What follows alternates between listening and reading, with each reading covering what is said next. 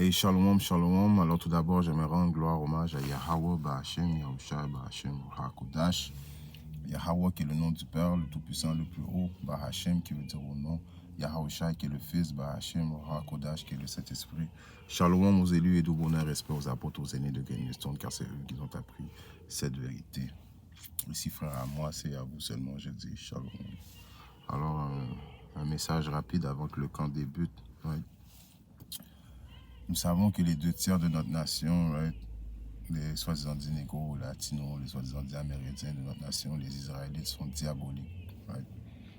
Ils n'aiment pas Yahushua, ils veulent rien savoir de Yahushua. Ils détestent Yahushua. Comment on sait qu'ils détestent Yahushua? À cause qu'ils détestent les prophètes. Right? Ils ne veulent pas entendre le message des prophètes. Right? Mais par exemple, ils sont prêts à écouter les messages de Cat Williams. Right? Cat Williams va dire quelque chose, ils vont écouter Cat Williams. Denzel Drake va dire quelque chose, ils vont écouter Denzel Drake. Mais pour une raison ou une autre, ils détestent les prophètes de Yahweh Shemashai, ceux qui t'ont envoyé de Yahweh Shemashai, ceux qui sont là, qui se tiennent fermes pour vous avertir du danger que Yahweh Shemashai s'apprête à amener sur vous. Right? Mais vous êtes comme self-will, que vous voulez faire tout bon vous semble. Il n'y a pas personne qui peut vous dire quoi que ce soit, à part ici, c'est AKI ça, right? On sait que les 2 tiers de notre nation ont leur bouche dans les couilles de Issa, pause, right? On comprend, c'est une expression, right? Si Issa leur dit quelque chose, ils sont prêts à sauter, à écouter Issa, right? Ils sont pour eux, ils sont le Dieu tout-puissant, right? D'après eux autres, alors ils vont devoir périr avec Issa, right? Parce que qu'est-ce que vous ne comprenez pas, Yahweh Shemashai regarde le cœur de l'homme, right? Yahweh Shemashai a set up ses prophètes avec l'apparence comme qu'on a, right? Avec la situation sociale comme qu'on a, right? Avec même la façon il n'a pas choisi des orateurs éloquents, ça veut dire des bons parleurs. Yahweh Shemashai a tout fait ça pour vous confondre, right? Pour lorsqu'il va venir avec le jugement, vous allez dire, mais on s'attendait que le message vienne de la bouche de Dieu, on s'attendait que le message vienne de la bouche de Jay-Z ou de quelqu'un qui était plus riche en apparence, right? Toutes les choses charnelles de ce monde, right? Parce que vous êtes des personnes charnelles et vous ne comprenez pas les choses spirituelles, right?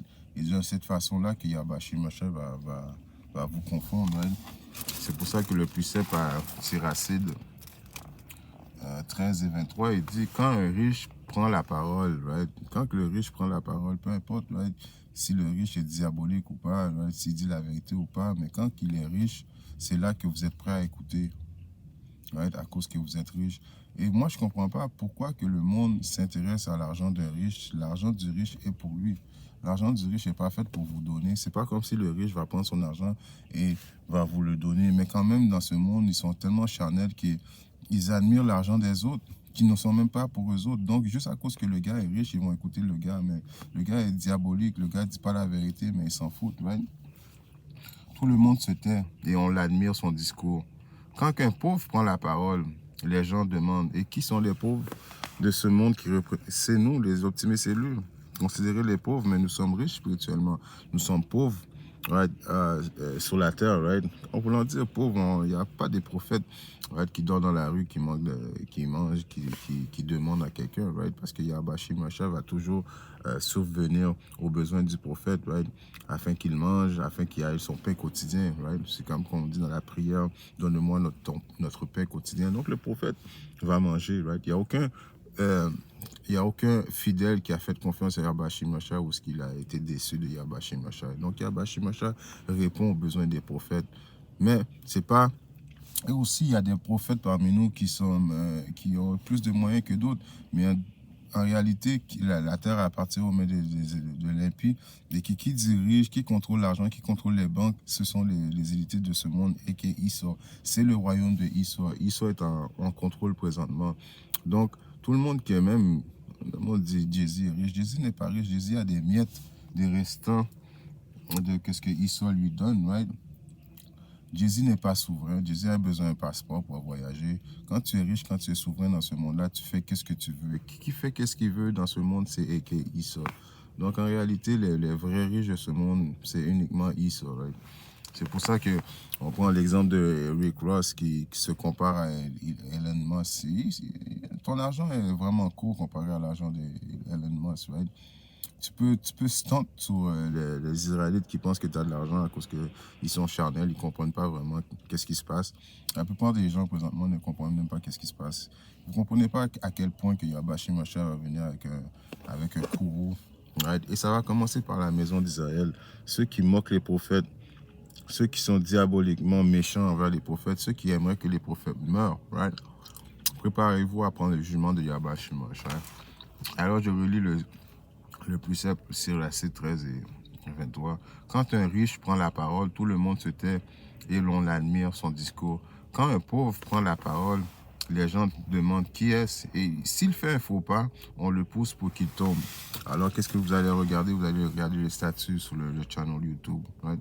Vous allez essayer de voir s'il est un bon élocuteur, s'il parle bien, si qu'est-ce qu'il dit sonne bien dans vos oreilles, right? Vous allez pas essayer de faire des recherches à savoir si vraiment c'est la vérité, right? Vous allez juste voir si on fait une erreur, si on fait un faux pas pour essayer de nous blaster, right? Alors tout ça là, c'était pire d'échauffement que Yabashi Masha a set up justement pour très bientôt pour vous juger, right? Pour vous juger très sévèrement, right? Il y a un précepte qui vient dans ma tête, qui est dans le livre de...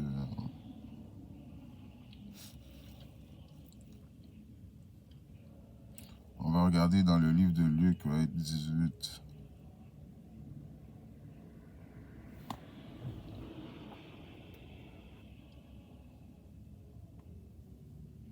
Le livre de Luc 18 et 8.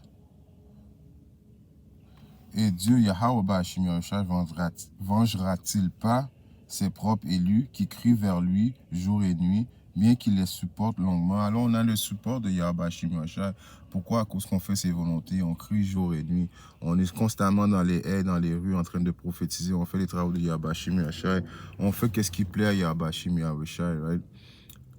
Tu peux pas plaire à Yabashi Masha si tu n'as pas de foi en Yabashi Masha. Et comment que tu démontres ta foi? Right? Par tes œuvres, right? Donc ça vient la foi. Montre-moi ta foi, ça démontrera tes œuvres, right? Parce que ça vient ensemble, right? On fait toujours cette comparaison-là à Noé. Noé avait la foi en Yabashi Masha et que Yabashi Masha allait venir avec un déluge. Mais qu'est-ce que Noé a fait comme œuvre? Il a bâti un arc. Et alors présentement, nous sommes dans la même position de Noé, right? Notre foi fait en sorte qu'on bâtit un arc. Mais cette fois, c'est un arc spirituel, afin que lorsque Yabashi Masha vient amener son jugement, on va être protégé, right? Spirituellement, right? Il va envoyer des anges nous protéger à cause qu'on va avoir bâti notre arc, right? Spirituellement, right? Alors, pensez-vous pas que Yabashi Masha ne va pas venger ses propres élus, ses propres ambassadeurs, right? Ses prophètes, prophète qui veut dire quoi? Dire à l'avance, faire part du danger, être des sentinelles. On a été set up pour vous, right? Mais vous êtes méchants, continuez à être méchant, right? Il y a un précepte qui dit, celui qui est méchant, qui continue à être méchant, celui qui est bon, qui continue à être bon. Peu importe, en sorte, ça ne va pas rien changer. Yabashi Masha, ça peut être quand même amener son courroux, right? Je vous dis qu'il les vengera rapidement. Néanmoins, lorsque le Fils de l'homme viendra, trouvera-t-il la foi sur la terre? Alors la question est oui. Lorsque le Fils de l'homme, qui est Yahushua, va venir sur la terre, il va trouver la foi uniquement à ses prophètes, right? Uniquement aux élus. Il y a les prophètes qui font partie des élus, il y a même aussi les hommes et les femmes et enfants prédestinés à le salut de Yabashi Masha, que éventuellement, à force d'écouter les paroles, le message des prophètes, ils vont repentir à Yabashi Masha, qui va faire en sorte quoi? Qu'ils vont être sauvés, right? Qu'ils vont avoir la protection de Yabashi Masha. Parce que Yabashi Masha vient avec un jugement terrible, des millions de bombes nucléaires, des missiles, right? Les anges, right? Yabashi Masha va changer la donne. Ça va devenir une guerre, mais présentement c'est une guerre spirituelle. Très prochainement, ça va devenir une guerre physique, right? Alors, toutes ces choses-là, prenez en considération quand que vous voyez un prophète, right? De repentir le plus vite que possible. Parce que comme que je vous dis, on ne fait pas ça par notre propre gré, right? Personne, on joue un rôle.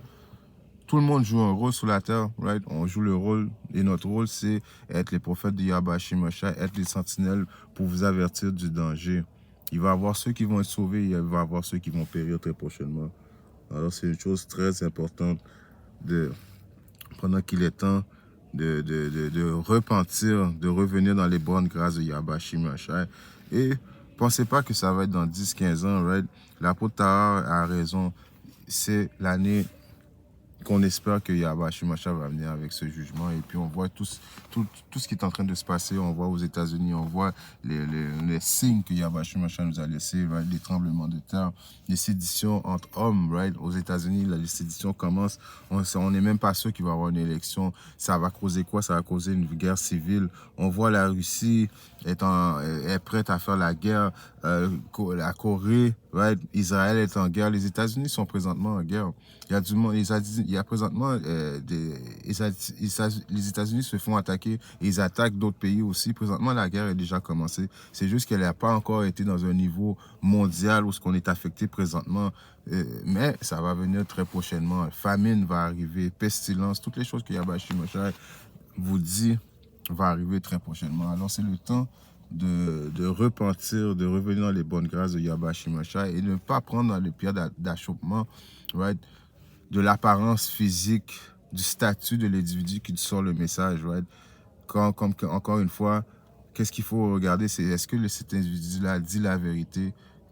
Et la vérité, il ne peut pas dire la vérité selon sa propre interprétation. Nulle des paroles de la Bible vient d'une interprétation personnelle, mais de la parole véridique de Yahweh Shemashai. Shalom.